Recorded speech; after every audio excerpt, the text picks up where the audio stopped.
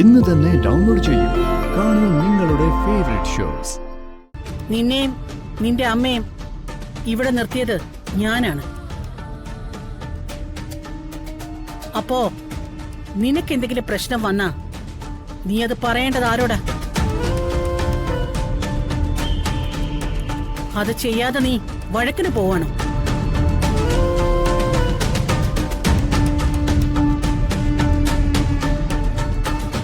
ഏട്ടത്തിക്കിപ്പോ എന്താ വേണ്ടത്?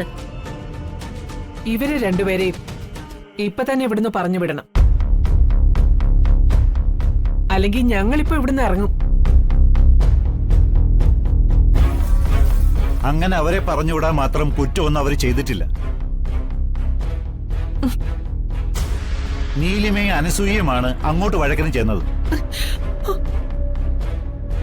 അല്ലയോ, അങ്ങനെ എന്റെ ഭാര്യ മോളെ കുറ്റം പറയണ്ട. ജോലിക്കാരികളെ നിർത്തേണ്ട സ്ഥലത്ത് നിർത്തണം. എന്താ കുഞ്ഞോളെ, പഴയതൊക്കെ മറന്നോ നീ?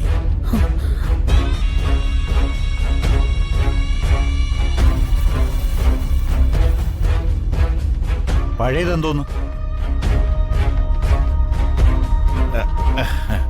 അതെ, കുഞ്ഞോൾക്ക് മനസ്സിലായി. ഇനിയും സംസാരിച്ചു നിൽക്കാൻ എനിക്ക് വയ്യ. ഇതിനൊരു തീരുമാനം ഉണ്ടാക്കി രമേ നീ. അതോ നിന്റെ ഭർത്താവിന്റെ തീരുമാനം തന്നെയാണോ നിനക്കും? എങ്കിൽ ഞങ്ങൾ ഇപ്പൊ ഇറങ്ങാം. ഇവറ്റകളെയൊക്കെ ഇവിടെ ഓടിക്കാൻ പറ്റിയ സമയം ഇതാ. ശല്യവും തീരും, ഭദ്രേട്ടന്റെ കുത്തുവർത്തമാനം കേൾക്കേണ്ടിയും വരില്ല.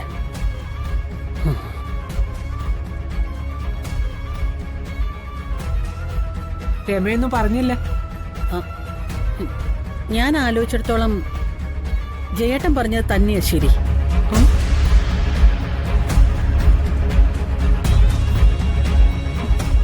ഇവരെ പറഞ്ഞു വിടേണ്ട ഒരു തെറ്റും ഇവര് ചെയ്തായിട്ട് എനിക്ക് തോന്നുന്നില്ല.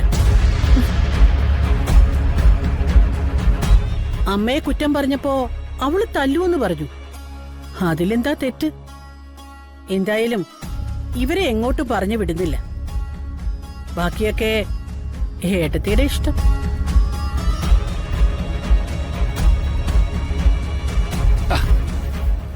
ഇത് വലിയ കാര്യമാക്കേണ്ട കാര്യമൊന്നുമില്ല.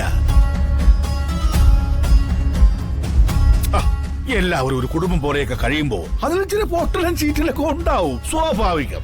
അതിന് ക്ഷമിക്കാവുന്നല്ലേ ഉള്ളൂ. അളിയോ, ഇതല്ലല്ലോ നേരത്തെ പറഞ്ഞത്. അതിപ്പോ വീണ്ടും ആലോചിച്ചപ്പോഴാ അതിന്റെ ഒരു വശം പിടികിട്ടിയേ. ഇരുഭാഗത്തും തെറ്റുണ്ട്. നീലുവിന്റെ എന്റെ മോളുടെയും കാര്യം ഞാൻ പറയാം. ഇവര് രണ്ടുപേരോടും ക്ഷമിച്ചിരിക്കുന്നു.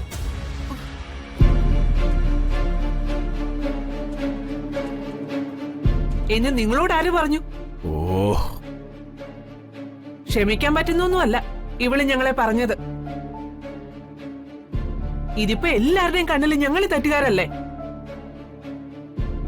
രമ പറയാതെ പറഞ്ഞതും അത് തന്നെയാ.